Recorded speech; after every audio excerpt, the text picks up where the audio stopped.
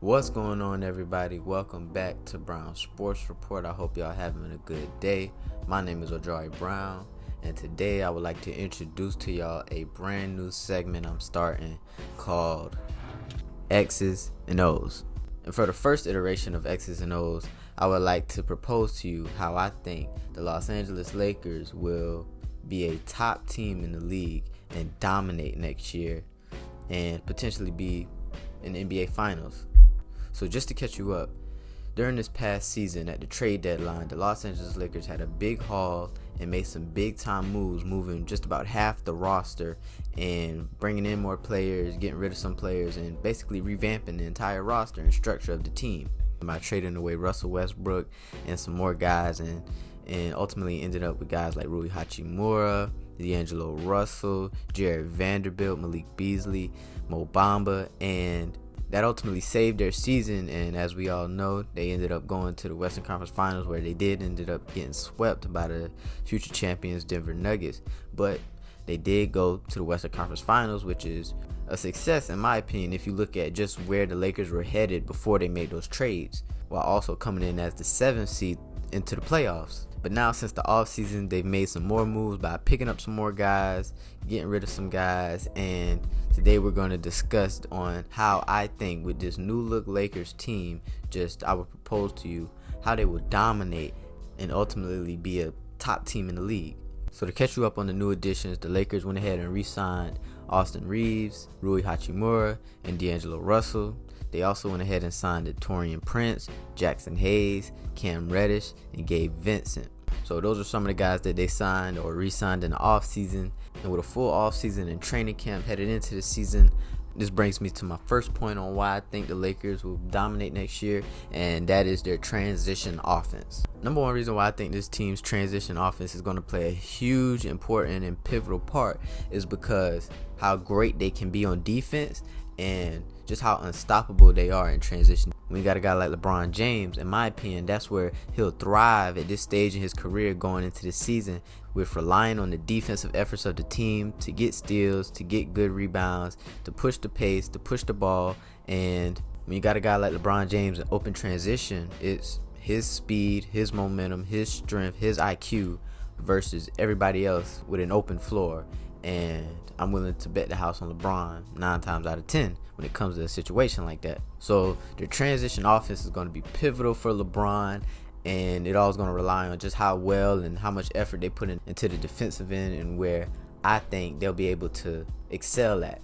Reason why I think they will be able to excel at defense is because I expect Anthony Davis to have a monster year defensively, and bringing in a guy like Jackson Hayes who will be able to help AD with some of that load defensively from a big man standpoint. Because even though losing a guy like Dennis Schroeder, who was a great defensive pest and just what they needed, I think guys like Taurean Prince, Gabe Vincent, and also guys like Rui Hachimura and some of the other additions will be able to pick up the slack defensively and basically glue this whole unit together, which I think will be a top 5 defense in the league.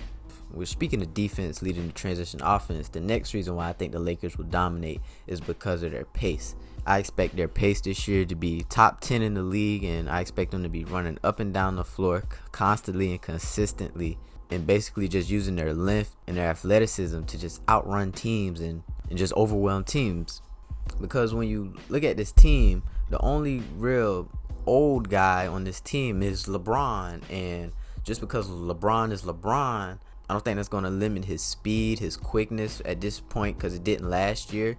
And when you look at everybody else on the team, they're relatively young and they still got fresh legs and they're able to get out and run. And I think that'll help them tremendously getting up and down the court and just run laps around teams. Which now brings me to 2 players. Firstly, D'Angelo Russell. Now, although this past season D'Angelo Russell did catch a lot of flack during the playoffs because of his lack of performance, I still think that re-signing D'Angelo Russell was an amazing move because if you lost him, I think it would have hurt you.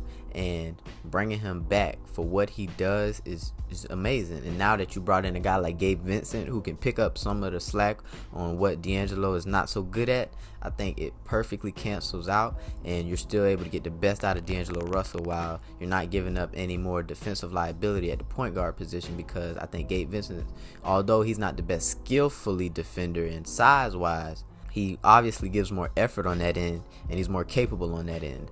And the reason why I think D'Angelo Russell would be able to be so pivotal going into this year, having a full season, playing alongside LeBron James and Anthony Davis, is one, his ability to create off the dribble, his ability to be a primary initiator and ball handler at the pick and roll. His shiftiness and just the way he moves around screens is just what they need for a guy like AD, who is going to be setting a lot of screens for a lot of the guards. And when you got a guy like D'Angelo Russell, as if you watch the tape, you see how he maneuvers around screen. It plays perfectly. It ends up being perfect in the pick and roll, which also brings me to the second guy, Austin Reeves. Now, this past season, Austin Reeves did kind of shoot up into fame and, get a lot more publicity and a lot more attention in the media. And although he didn't have a lot of eye-popping numbers statistically, if you watch the tape and you watch the games, you can tell just how much he's improved from his first to second year, and how pivotal and how helpful and how important he was to that Lakers team. And bringing him back and securing him is huge. But for similar reasons why I said D'Angelo Russell. For one, his drastic improvement as a shooter and a spot-up shooter. Two, his ability to create contact and get to the foul line. And three, his ability to play the pick and roll and be a primary initiator. And the reason why I said being a pick and roll artist and a primary initiator for those two guys is because just the way they play the pick and roll flows so well for what the Lakers do. Switch point is my terminology for how I would describe guys like D'Angelo Russell and Austin Reeves.